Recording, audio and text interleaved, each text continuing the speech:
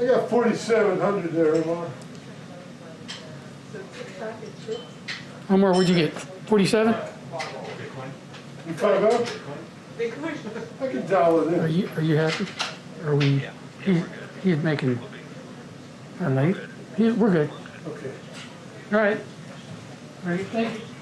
Very good. Thank you. Yeah.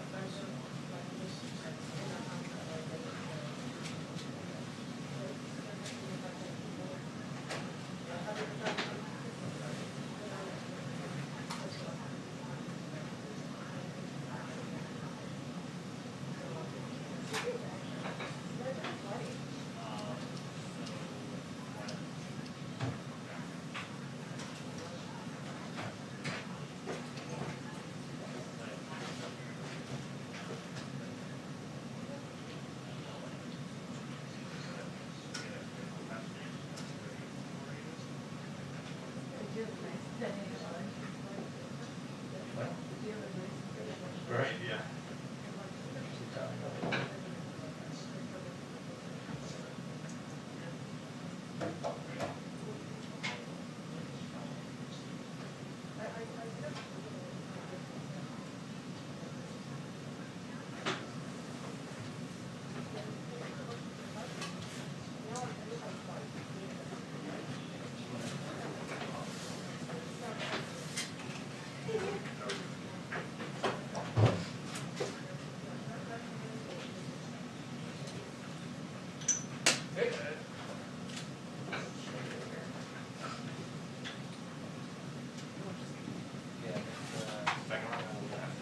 You're not live, right? No. There's a box of mic there, but. Okay, cool. Yeah.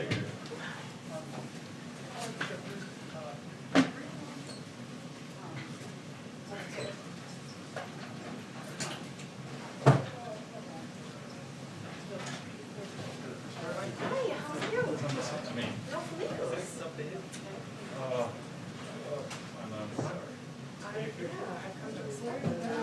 It's not boring.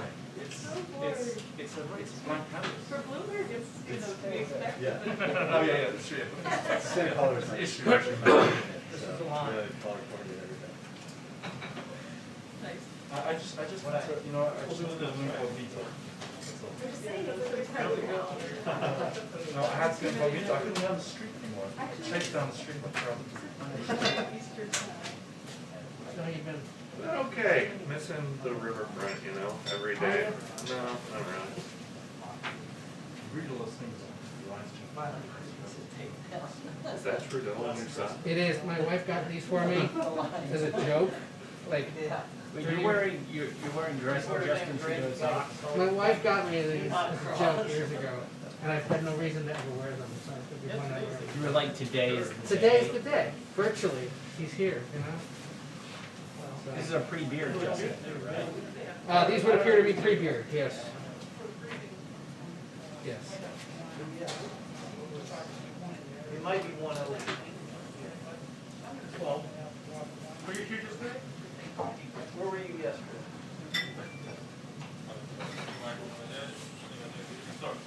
Was there a briefing? Was there a briefing? I guess I could say I'm walking all over. Yes. Kind of like how the U.S. was. Oh.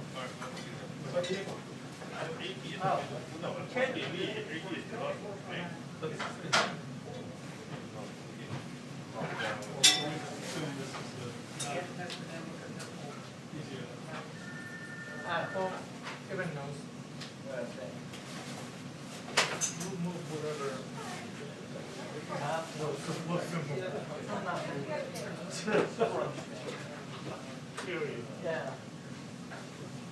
Yeah.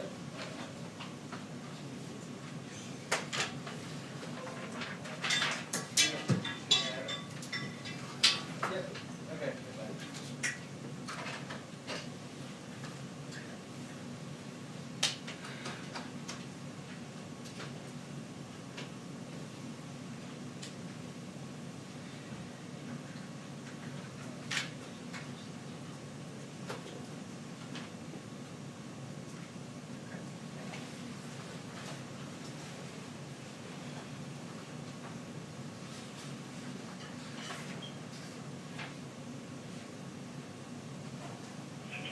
Two-minute warning on the press briefing. 2-minute warning on the press briefing. Thank you.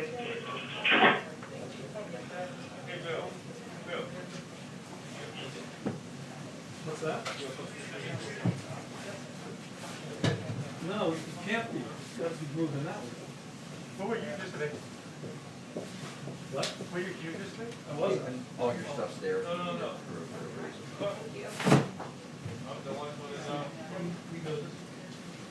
I'll be outside. Bye, have fun. Enjoy the weather. Okay.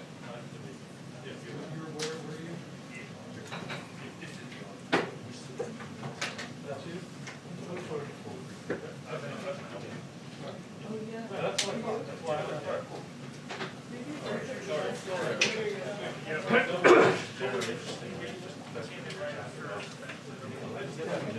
We had him running your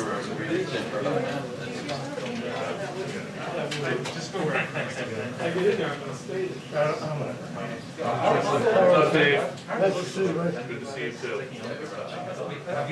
you guys asked? Yeah. I wasn't.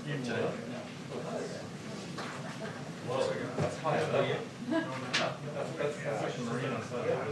It's like criminology stuff. We'll see if I get cold on, I guess. Okay, good, how are you?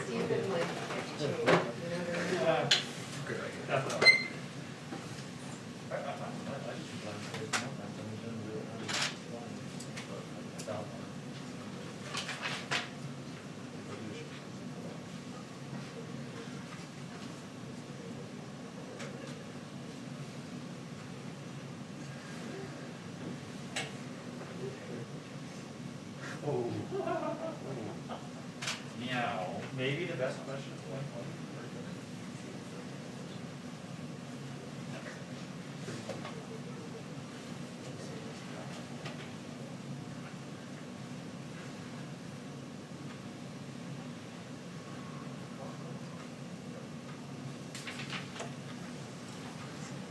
Hi, everyone.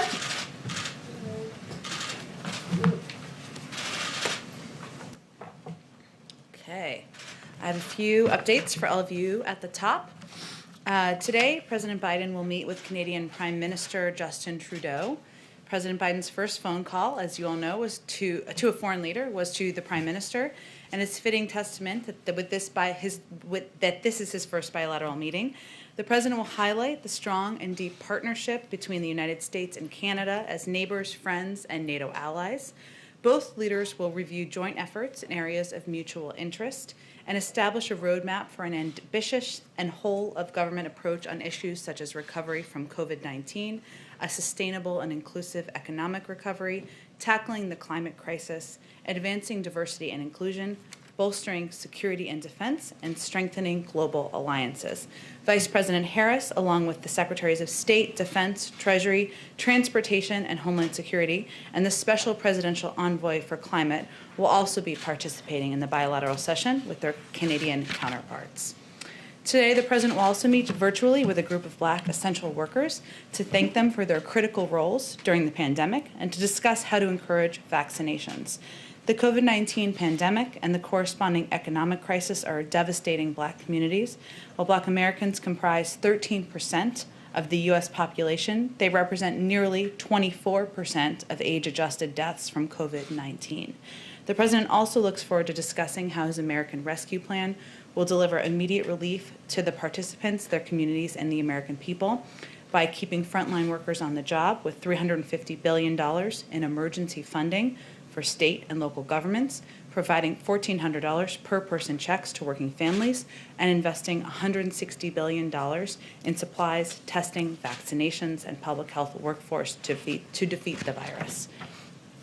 Today, on his weekly governor's call with America's governors, our COVID coordinator, Jeff Zients, announced the 5th consecutive week of supply increases. States will now receive 14.5 million doses this week, up from 8.6 million doses per week when the president took office. That's an increase in vaccine allocations of nearly 70% during the Biden-Harris administration. The retail pharmacy program has also performed well despite the winter storm. We announced last week an increase of 1 to 2 million doses, and our COVID coordinator, Jeff Zients, I should say, conveyed to the governors we will increase that allocation by 100,000 doses this week. Thanks to the president's efforts, we are also on track to have enough vaccines for 300 million Americans by the end of July, and we continue to encourage Americans to mask up, respect social distancing, and abide by the public health guidelines. One more update from here, two more updates on the winter storm. Yesterday, FEMA announced that Texas homeowners and renters in 31 additional counties who suffered damage from the winter storm may now apply for individual disaster assistance. The 31 additional counties join the 77 counties previously approved for individual disaster assistance. In Texas, Louisiana, and Oklahoma, sheltering operations continue to decrease, power and transportation are back to normal, and water restoration continues. However, 9.8 million people are affected by water system outages and remain under boil water notices. Over 9 million liters of water have been delivered or are en route. There are over 200 locally managed water distribution sites supported by local, federal, private sector, and donated resources. Finally, I have one travel announcement, which you all have been asking about. We, of course, remain in close touch with state and local elected officials to monitor the recovery. And on Friday, the President and the First Lady will travel to Houston. The President will meet with local leaders to discuss the winter storm, relief efforts, progress toward recovery, and the incredible resilience shown by the people of Houston and Texas. While in Texas, the President will also visit a COVID health center where vaccines are being distributed. Clearly, there are still more details of the trip coming together, and as we have those, we will make those available to all of you. Go ahead. Thanks, Jen. 2 questions. S&P reported this morning that home prices are up 10% over the past year. We've seen inventories of homes for sale at record lows, and that means first-time buyers aren't able to make the step into housing that's been a bedrock of middle-class identity. What is this administration doing on housing affordability? What do you do with runaway prices? Well, the President is committed to ensuring homeownership is something that more Americans can participate in. He knows owning a home is a key measure of building generational wealth, and he has already taken steps through executive actions to help provide some security to Americans struggling to keep their homes in the midst of this crisis by extending foreclosure and forbearance moratoriums. The American Rescue Plan would also provide $10 billion for the Homeowners Assistance Fund to help struggling homeowners keep up. And as part of the broader Build Back Better agenda, which I know you're all eager to hear more about, one of the tenets he is, of course, interested in is looking for ways to increase the supply of affordable housing, making it easier for more people to buy homes. And then you've been asked repeatedly about how we should properly memorialize the deaths from the coronavirus. After last night's service, has this administration given any more thoughts in terms of how to honor the dead? Well, first, I don't know. I watched last night, and I'm pretty I've seen a lot of presidential events, and I found myself getting choked up when I watched the events happening on the television screen in my office last night. And the president and the vice president will continue to look for ways to memorialize the lives that have been lost and remember the families. But our view here is that the best memorial we could offer to those who have lost their lives to COVID is to end this pandemic and reduce the number of others who would otherwise perish and the number of families who will be impacted. And that's our focus now. And when we have this crisis behind us, we're at a war, as we've said many times, we will consult broadly on the proper way to mark this horrible loss of life. And certainly we're open to that, but at this point of time, our focus is on the pandemic and saving more lives. Go ahead. Thank you. Does the White House have a plan B if Neera Tanden doesn't work out? And could you give us a sense of what that looks like? Well, the White House's focus, the president's focus, is on working toward the confirmation of Neera Tanden to lead, to be the OMB director. That is our focus. And could you say anything about Gene Sperling or Ann O'Leary, who've also been floated recently? There's one candidate to lead the Budget Department. Her name is Neera Tanden. And I can give you a brief update, though, on kind of the outreach that's happened. And I know there's been a couple of questions along those lines. She has had 44 meetings now with senators of both parties. She's spoken with 15 senators from both parties since Friday. Some of those were repeats of people she had spoken with previously. But as I noted yesterday, she's committed to rolling up her sleeves, having those conversations, answering questions as they come up, reiterating her commitment to working with people across the aisle, and also sharing some of her own experience of working with people of different viewpoints. Quickly, on the Supreme Court decision to allow Trump's tax returns to be shared with New York prosecutors, I just wondered if you had a reaction. Sure. There's been reporting through many of your sources, probably yours as well, of multiple other ongoing investigations. So we're not going to comment on this specific ruling. The president did make clear on the campaign trail that the American people expect and deserve transparency from their president. That's why he released over 2 decades of his own tax returns. Oh, go ahead. One more. On the Canada meeting, I just wanted to see if you could say a little bit more about what Biden plans to bring up with Trudeau, and also what his view is of this decision by Canada recently to make Facebook pay for news content. Well, the president's focus of the meeting will be to continue to discuss ways for them to work together on multiple levels on the crises that are facing both countries, whether it's COVID-19 or getting our economy back. There's obviously a long bilateral relationship and an important one, hence the first bilateral meeting. I'm not sure, I don't have anything on that particular, I don't have any reaction in particular on Canada's announcement. I can talk to our team and see if there's more to provide on that front. Okay, go ahead. On the outreach to senators by Neera Tanden, you said 44, 15 since Friday? Mm-hmm. Do you know if that includes Senator Manchin, Senator Collins, Senator Portman, among those who said yesterday at least that they hadn't heard from her? It includes a number of Republicans. Obviously, Republicans or any members, I should say, are free to share whether they've communicated with her or other nominees or not, but we're not going to read out specific names from here. Has the president made any calls to senators for nomination? The president is in touch with a range of members of Congress about issues ranging from the American Rescue Plan to his nominees. I don't have any other calls, though, to read out from him either. So that's a maybe. That is, I don't have any more calls to read out. Okay. On Keystone XL, I know that's one issue that will come up today. Obviously, the Canadian Prime Minister feels differently about this than the President does. Administration officials said that this decision, which was a day one decision, had essentially used the Obama administration's assessment as the reason to go back, I believe is what they said. There was no other reason to explore it. There is an economic effect, though, of course, now. About 11,000 people had jobs connected to this in the United States, at least. What does the White House say to those people, to the Canadian workers who now are going to be out of a job if this pipeline is indeed shut down? Well, let me first say that it was the Obama-Biden administration when the assessment was done, and done by the State Department at the time. And the president was very consistent through the campaign and even before then about his view that that that it should be revoked. And he had conversations, of course, with the Prime Minister about it. The Prime Minister raised his concerns directly with the President, has previously, and he's, of course, welcome to today. But the President made clear that this is a commitment he has made in the past, that it's not in the interest of the United States, and that we want to try to address our climate crisis while also creating good-paying union jobs. And he has a plan. He has talked about his plan, I should say, on the campaign trail to create millions of clean energy jobs. And he is eager to continue to work with the policy team and outside stakeholders and experts on delivering on that in the months ahead. But he believes you can do both, and he has been consistent about his opposition to the Keystone Pipeline. And then the Senate's launched this inquiry into the Capitol assault on January 6th. You know that the House is going back and forth on the composition of a potential commission that would look into this further. There are proposals that include the President appointing some of those positions to a commission. Does the White House have any opinion on that? Is it weighing in at all with lawmakers as they put that together?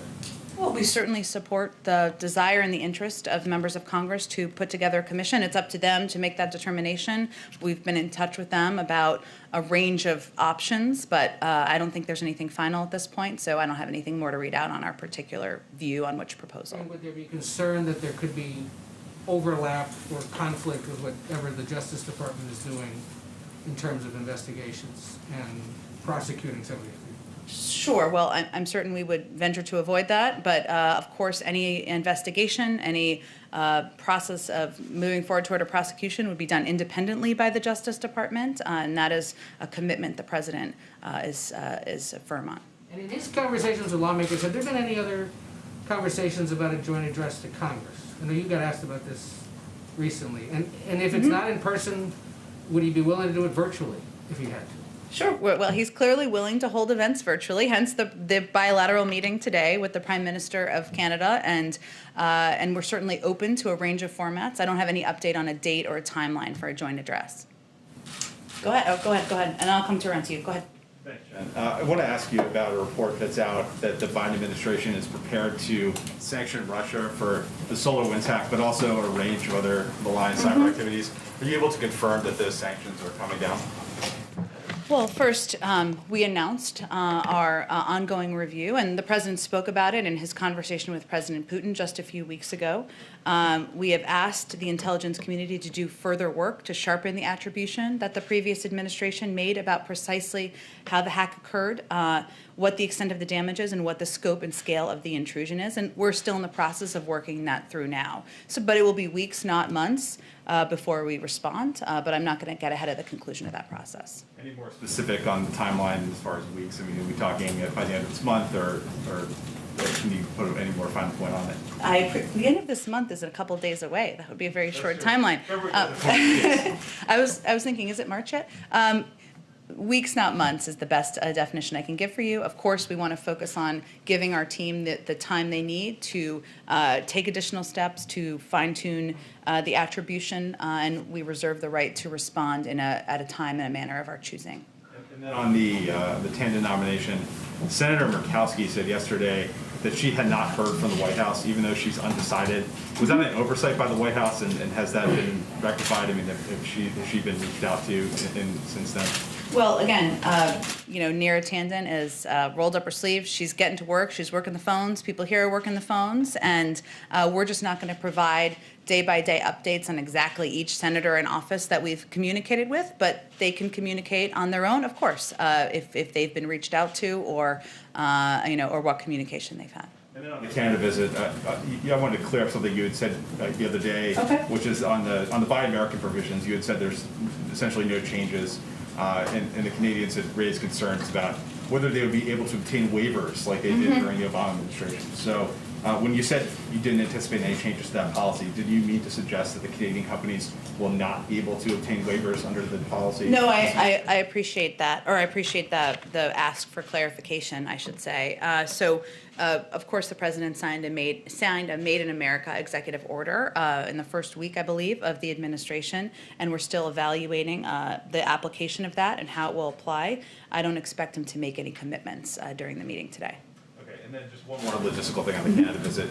Usually during these foreign leader visits, obviously, as you know, there's a 2-and-2 element for the questions. So we're going to see that later this afternoon with Prime Minister Trudeau.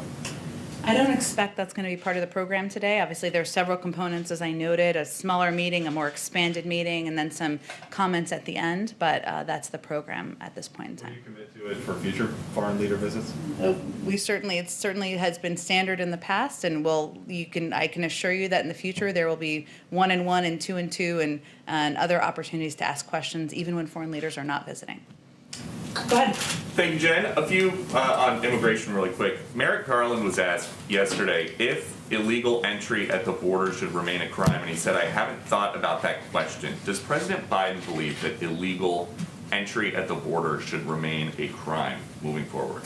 Well, I think he was being asked as the Attorney General, the future Attorney General. I think he's looking to head to be confirmed of the United States, and if he wants to make considerations independently, he can certainly do that. But the President's spoken to this, and we believe in abiding by our laws. As you know, there, of course, is a process underway at the Department of Homeland Security to take a fresh look at prioritization and who is detained and who is sent back home.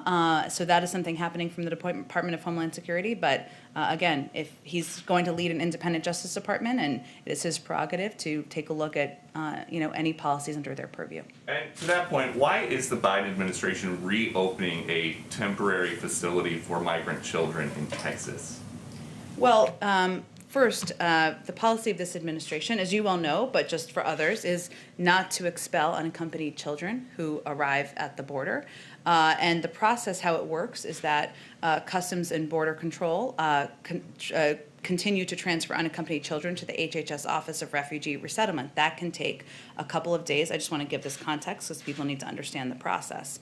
But because of COVID-19 protocols, like social distancing requirements, the capacity of existing Office of Refugee Resettlement shelters has been significantly reduced because, of course, you can't have a child in every bed. There needs to be spacing, and we abide by those spacing to protect the kids who are living in those facilities for a short period of time. And to ensure the health and safety of these kids, HHS took steps to open an emergency facility to add capacity where these children can be provided the care they need before they are safely placed with families and sponsors. So it's a temporary reopening during COVID-19. Our intention is very much to close it, but we want to ensure that we can follow COVID protocols as unaccompanied minors come into the United States. But it's the same facility that was open for a month in the Trump administration. Summer 2019, that is when Joe Biden said, under Trump, there have been horrifying scenes at the border of kids being kept in cages, and Kamala Harris said, basically, babies in cages is a human rights abuse being committed by the United States government. So how is this any different than that? We very much feel that way. These are facilities, let me be clear here. One, there's a pandemic going on. I'm sure you're not suggesting that we have children right next to each other in ways that are not COVID safe, are you? I'm suggesting that Kamala Harris said that this facility, putting people in this facility, was a human rights abuse committed by the United States government, and Joe Biden said, under Trump, there have been horrifying scenes of at the border of kids being kept in cages. Now, it's not under Trump, it's under Biden. This is not kids being kept in cages. This is kids. This is a facility that was opened that's going to follow the same standards as other HHS facilities. It is not a replication, certainly not. That is never our intention of replicating the immigration policies of the past administration, but we are in a circumstance where we are not going to expel unaccompanied minors at the border. That would be inhumane. That is not what we are going to do here as an administration. We need to find places that are safe under COVID protocols for kids to be, where they can have access to education, health and mental services, consistent with their best interests. Our goal is for them to then be transferred to families or sponsors. So this is our effort to ensure that kids are not in close proximity, and that we are abiding by the health and safety standards that the government has been set out. Just quickly on climate, last week the climate envoy John Kerry said that there are only 9 years left to save the world from the effects of climate change. Does President Biden share that assessment? 9 years. I don't have a new timeline to give you from here. I can confirm for you, though, that the President agrees with former Secretary Kerry that it's a crisis, that time is of the essence. We need to act quickly, and that's why climate is a key part of his agenda. Go ahead. I have follow-ups on immigration, but I know Caitlin's. Oh, sorry. Go ahead, Caitlin. Go ahead.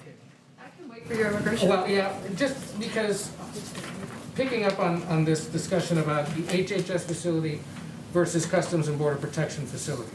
There's a law that says you're supposed to get kids out of those facilities, a CBP facility, within 3 days. Yes. But data we obtained said that there were at least 179 kids had spent more than 3 days in those kinds of facilities in January, despite internal policy dictating that all minors should get out within 3 days.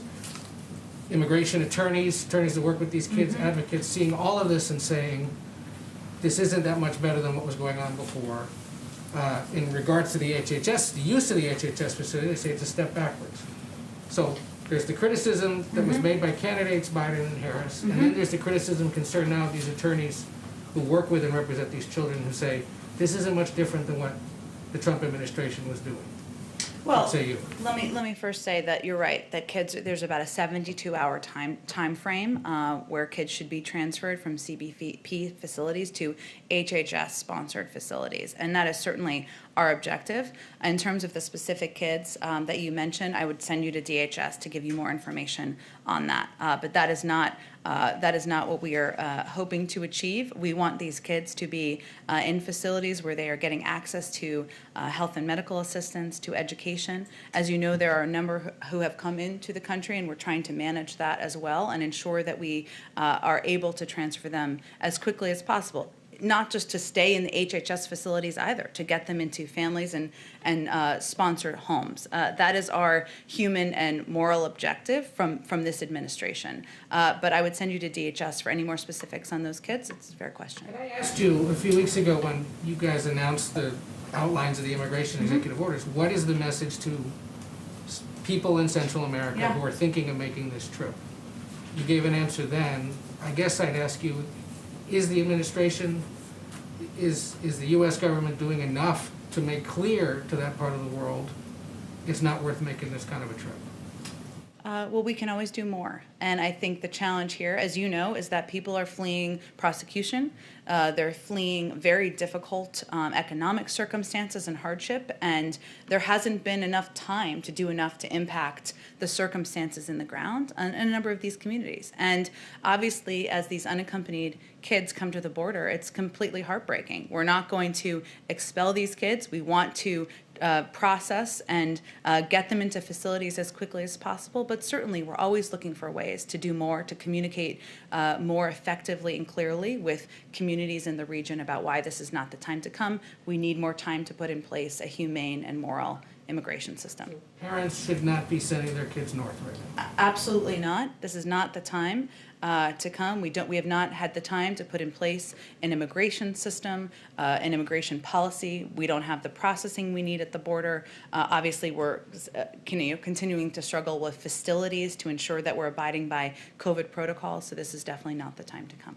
Go ahead, Caitlin. Okay, back to Neera Tanden. Sure. Tomorrow the committee is set to vote on her. Does the White House still expect that tomorrow she will be President Biden's nominee to run the budget office? That's certainly our expectation. And as I noted earlier, Neera is rolled up her sleeves. She's getting to work. We're getting to work. And we understand that we need to continue to engage with range of members from Democrats to Republicans, and we're going to keep doing that. But she's the president's choice because she's experienced and qualified, and we continue to stand there. So you're talking about the outreach to Republicans. What we're seeing with this, potentially being derailed is how one senator can really derail potentially the president's staff picks or his policy potentially with the minimum wage, maybe not making it into the coronavirus relief bill. Is he frustrated by that, and how does he plan to handle that going forward? Well, the president comes to this role having served 36 years in the Senate, so he has the benefit of experience of recognizing the power of any one individual senator or one individual member, and he certainly respects that. We disagree, as we talked about a little bit yesterday, with the senators who have come out in opposition to Neera Tanden, but we are also going to look for ways to work with them on the president's agenda, and that's the experience he takes and the perspective he takes to this office. Senator Manchin has proposed an $11, or says he will propose an amendment that would make the minimum wage increase $11, not the $15 that President Biden has proposed. Would he sign a coronavirus relief bill that had an $11 minimum wage in there? Well, the president proposed $15 because that's what he feels is right for the American workers, I should say, and the men and women who are working hard, just trying to make ends meet. And that's why that number was in his package. It hasn't even passed the House yet. We expect that to happen this weekend. There'll be an opportunity for Senator Manchin and others to put forward ideas and proposals, and we'll see where that process lands. But he proposed the $15 increase for a reason, and he stands by it. And he said that he would be open to compromise with this. So is $11 something that he would be willing to compromise with Manchin on? Again, there's going to be a process that works its way through the Senate. We don't even know where it's going to end up outside of when it works its way through the bird bath. I just want to keep just using that phrase here. And we expect that to happen in the next couple days, and then we'll see where it goes from there. Okay, my last question is on the meeting with Canadian Prime Minister Trudeau. Canada wants to get vaccines from the U.S., mainly the Pfizer plant in Michigan, but so far the U.S. has a contract with them that their first 100 million doses are going to the U.S., and they expect that, according to the advisors, by the end of June. So does that mean Canada should not expect to get vaccines from the U.S. until at least this summer, until at least June? Well, the president's first priority is ensuring every American is vaccinated. And our focus right now is getting shots in arms at home. He looks forward to engaging with the Prime Minister, as we've already discussed. And there are multiple ways we can work together on a COVID response. All options are on the table down the road, but I don't have anything to update you on about Pfizer providing vaccinations, other than we remain committed to getting Americans vaccinated. So you don't expect him to give Prime Minister Trudeau any kind of timeline of when they can expect to be able to receive vaccines from the U.S. and Canada? I don't anticipate that, no. Go ahead. Thank you, sir. Two questions, if I might. The first one, polls have shown that 3/4 or so of Republicans still apparently believe that the election was stolen. This is what the president calls the big lie. And obviously that has been connected to the events of January the 6th, which some liken to terrorist action and so on. So another serious issue.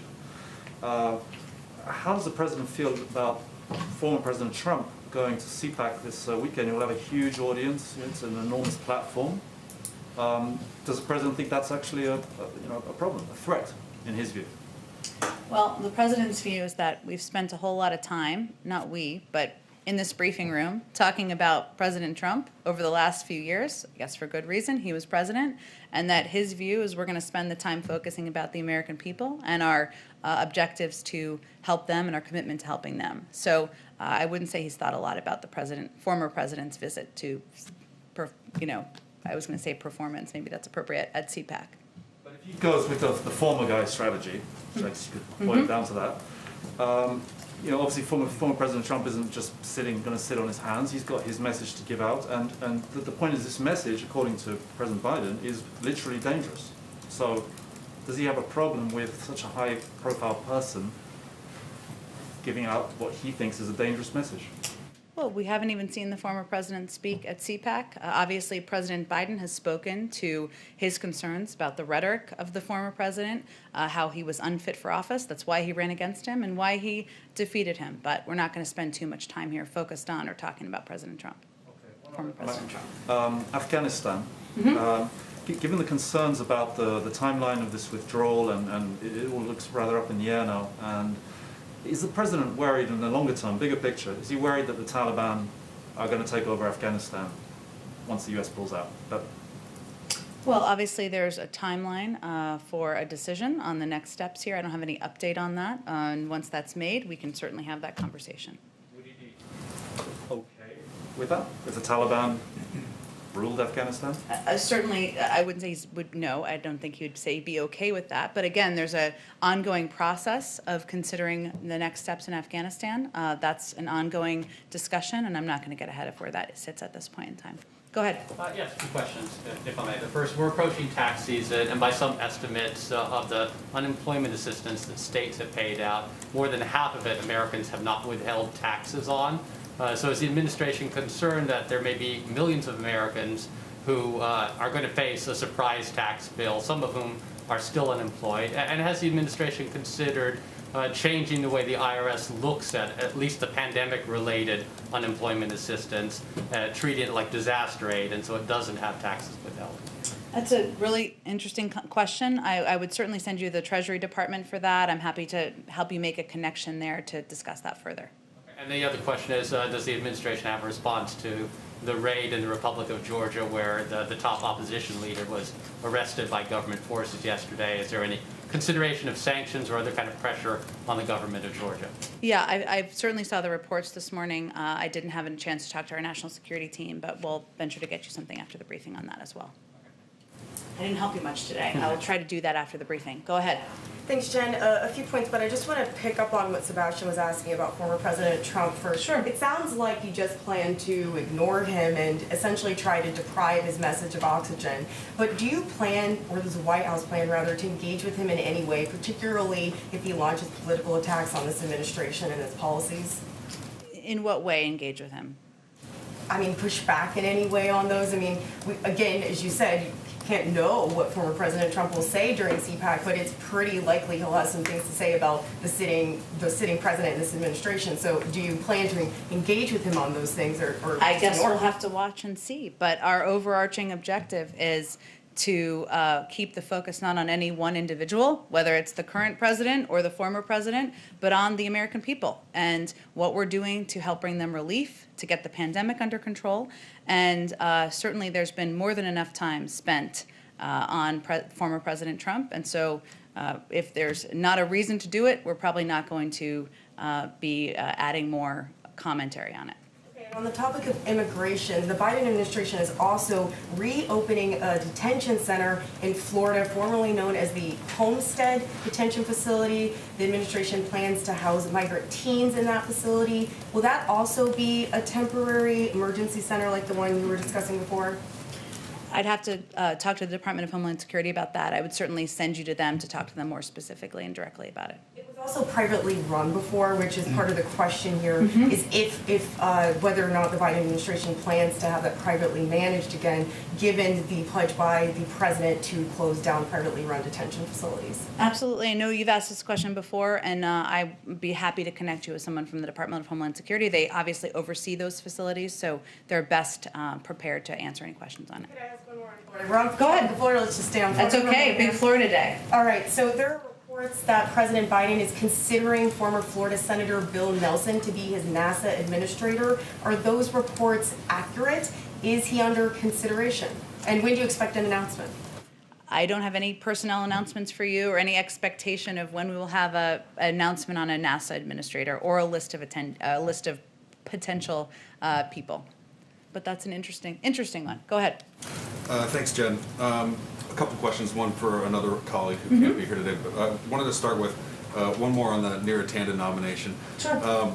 Does the administration believe there is a double standard at play here, that Republicans and perhaps some Democrats are pointing to her partisan tweets, offensive tweets, as a reason to oppose her nomination, and that they have not held certain men to the same standard?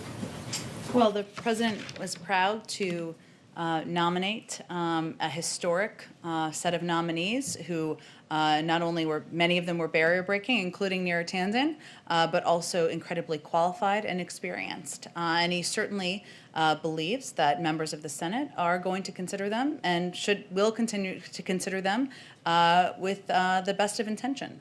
So from here, we're going to keep our eyes focused on outreach to Democrats and Republicans and working toward getting Neera Tanden confirmed so we can get the budget process moving.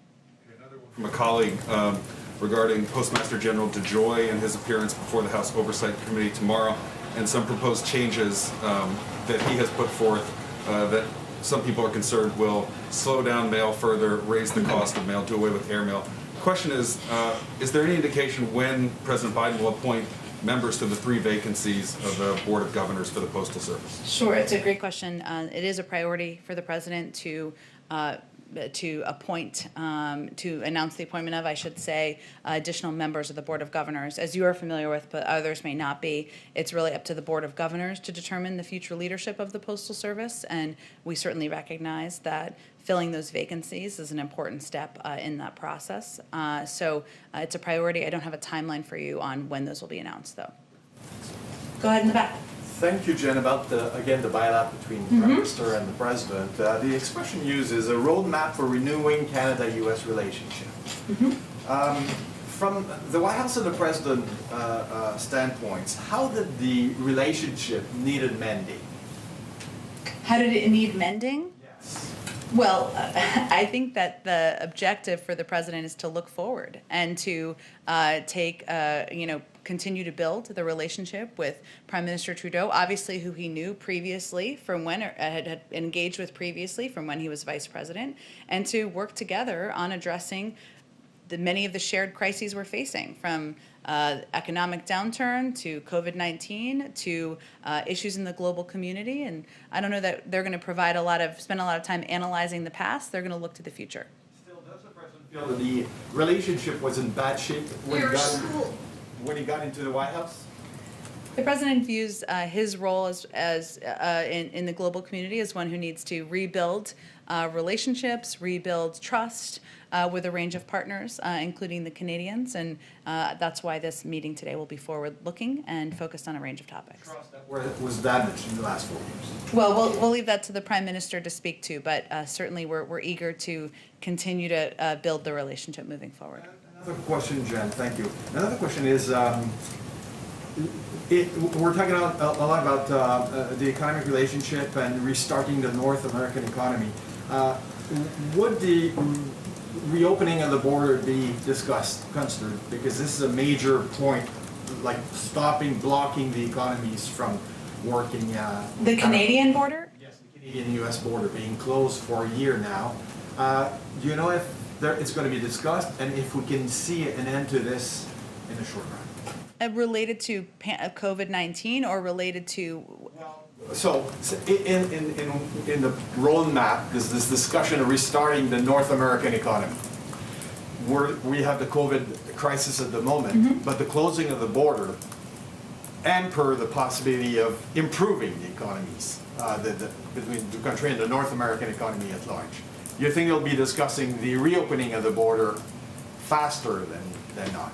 I'm sure there'll be a range of topics discussed, and obviously they'll both bring up issues. I can only speak to what President Biden will bring up, and we'll have a readout after the meeting. Go ahead. Thanks, Jen. I have a couple on COVID, but first I'd like to follow up on the homeownership question from the top. Sure. So the president's economic plan from the campaign trail had a provision in there for the $15,000 first-time home buyer tax credit. Can we expect the president to push for that in not the American Rescue Plan, but the recovery plan that's to come shortly afterward? Well, our focus right now is on getting the American Rescue Plan through. We expect the House to pass it this weekend, and then it will go to the Senate. And as we've been talking about a little bit here, there'll be a robust discussion about members' views on different components of it. I don't expect we're going to preview or make necessarily final decisions on what comes after. But as you noted, there are a number of components of the Build Back Better agenda that the president talked about on the campaign trail. Obviously, homeownership, caregiving, infrastructure, strengthening access to affordable health care. Those are all components that are under discussion. The order, the size, the timeline, that's what has not been determined at this point. And then on COVID, Jake Sullivan's been expressing some concerns about the World Health Organization's latest assessment, specifically because China has not really handed over any of its data from the early months. Yeah. So when can we see some traction on a U.S.-led assessment, like Sullivan's been suggesting, or perhaps some details on how we can force the world community to exert pressure on China to open up its doors and be transparent? Well, you're right that one of the concerns that we have expressed from here is a lack of data sharing. We've not seen the initial data or the base of data that the report has been based on. And we have concerns and questions about the process used to reach the final conclusions. What we've been calling for and will continue to advocate for is an open, transparent international organization led by the investigation led by the World Health Organization. And certainly getting to the bottom of what happened here, preventing it from happening in the future is a topic of conversation and a range of conversations the President has, the Secretary of State, our National Security Advisor Jake Sullivan has, and I expect those will continue. And then on that Same report, former Secretary of State Mike Pompeo and Matt Cloninger from NSC have both come out and said they still believe that coronavirus somehow originated from a research facility in Wuhan. Do you know if President Biden has made a determination on whether or not gain-of-function research facilities like the Wuhan Institute of Virology should be eligible for U.S. funding? They currently are, even though they're not slated to receive any money in the near future. Again, there'll be, we support a robust international investigation. We also have taken steps under the State Department to ensure we have full staffing in our Beijing embassy to ensure we have eyes and ears on the ground. As you noted, there's no funding anticipated or planned to go to that facility at this point in time, so I don't have any additional updates beyond that. Last one, sorry, on coronavirus. Okay. Johnson & Johnson CEO Alex Gorsky has suggested that people will need a yearly coronavirus vaccine booster. Do you know if Dr. Fauci or any of the medical experts agree with that assessment? And then if that's the case, would the government shift the purchasing responsibility to American citizens after this first round this summer, or is there a timeline on that? Well, the FDA has talked about research and work they're doing on boosters, and some of that comes is related to variants and addressing variants and needs they may have in the future. But in terms of what is next, I think we're focused now on first getting 300 million Americans vaccinated, and then any guidelines on whether a booster will be needed, the timeline of it, we would certainly defer to health and medical experts. Go ahead. Thank you, Jen, and thank you for taking so many questions. I'd like to quickly hit on 3 points. Yesterday, the White House publicly confirmed that President Biden had mandated that he have full visibility on potential drone strikes overseas. This sounds like a potential, or it sounds like a resumption of the Obama-era so-called kill list policy. I was hoping that you could tell us what President Biden sees as his guiding principles on deciding whether to allow a strike or not. I don't think I have anything more for you on that from the podium. A question on New York. I'd like to confirm that President Biden intends to pick his own 4 appointees for U.S. attorneys' offices, that he intends to do all 4 of them and not leave off the Southern District. That he intends to nominate? Nominate his own people for each of the 4 U.S. attorney slots in New York. I don't have anything for you either on kind of upcoming personnel announcements. Obviously, there was an announcement made just last week or the week before about U.S. attorneys, and that went through a normal process, but I can certainly talk to our personnel team and see if there's more on that front. And another one, the focus, or one of the focuses on the Hill today is on the Capitol riot, and I wanted to follow up on that. There's been some talk about the potential need for greater surveillance of domestic threats. After 9/11, of course, the government secretly reinterpreted the Patriot Act as allowing the dragnet collection of our phone records. Is the Biden administration committed to not secretly reinterpreting laws to expand domestic surveillance? I think the president's spoken to this in the past, including when he was vice president. Our focus right now is on, of course, supporting the hearings that are happening on the Hill, and we will remain engaged with members of Congress about how we can work together to address gaps and to prevent it from happening in the future. We also have a process that's underway and a review from our national security team on domestic violent extremism. And when that process is concluded, I'm sure there will be recommendations made on policies that should be put into place. The administration has emphasized transparency. There would be transparency on any additional surveillance of domestic threats that would not be secretly interpreted. I think that's fair to say. Go ahead in the back. Hi, Jen, thanks so much. I have a couple questions. The first is, over the last few months, we've seen reports that say that people outside of Black and Hispanic and vulnerable communities have been able to access the vaccines in those communities. In California, there are wealthy residents who are using access codes. In New York, we're seeing that happen. What's the White House's plan for stopping this, and why is it still happening? This has now been happening at least over 2 months. You're right. I've seen those reports as well, and I think one of the reports I saw was around some of the mass vaccination sites in Oakland and the concerns about whether people in the community were actually getting access to the vaccines as planned. I don't have specific data and numbers, and I can certainly talk to the COVID team, or you can, of course, ask them during one of their 3 briefings about the actual data behind it beyond the anecdotal stories, which alone are certainly concerning. But one of the pieces the president has been talking about and our team has been focused on is the fact that if you don't have internet access, right, if you don't have access to ways to easily sign up to get your vaccine, we need to continue to look for ways to get deep into communities. That's one of the reasons that the president has been so supportive of community health centers that are embedded in communities, know the people in the communities, can make phone calls and do outreach to people they know will need the vaccine.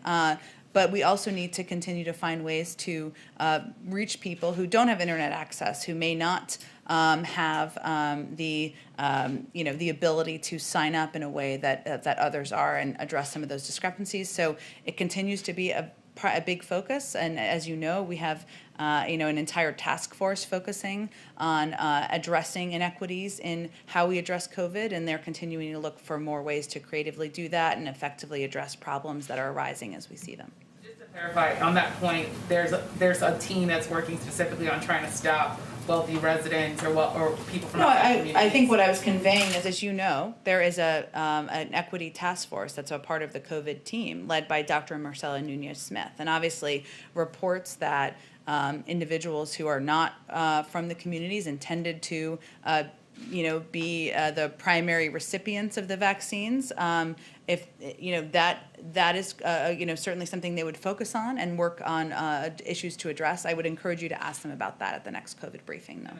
Questions. The first is, you stopped short of saying that President Biden would sign H.R. 40, the bill to study reparations. I just wonder, now that it's been a few days after the hearing, whether or not there's any update on that, given that the president has said that he would back a study on reparations. So you certainly would back a study. I don't think anything's changed, though, from what I conveyed a couple of days ago. He stopped short of saying he would sign the bill. I said he would support a study, and he certainly would. And we'll take a look if there's legislation that is passed by Congress. And then at the joint hearing today on the House on the attack on the Capitol, there was an officer, Captain Mendoza, who says she still has chemical burns on her face and hasn't fully healed from that attack. I wonder if the White House is considering any sort of effort or any sort of fund or any sort of help to officers and others who are still recovering from their injuries. That's certainly something we'd be happy to have a discussion with members of Congress on, and I know they have also expressed gratitude, as has the president, for the work of the members of the Capitol Police and the sacrifices, of course, some made, but also those who have been injured in the events of January 6th, and we're certainly open to having that conversation. More on sexual assault, and the Pentagon says this week they'll announce the naming of a commission on sexual assault in the military. Senator Gillibrand and others have written to the president saying that this needs to be an independent commission that's outside of the DOD. I'm wondering if the president is planning on appointing anyone to that commission, if he's been briefed on this issue, and if that thought of it being set up outside of the Defense Department is top of mind. It's certainly an issue that he has thought about, talked about, engaged with policy experts internally on, and including with Secretary Austin. I know during the transition and probably since then, but I don't have anything more for you on kind of the format of it. I think right now it's under the purview of the Department of Defense, hence why they discussed the issue. Thanks. Thanks, everyone. Thank you.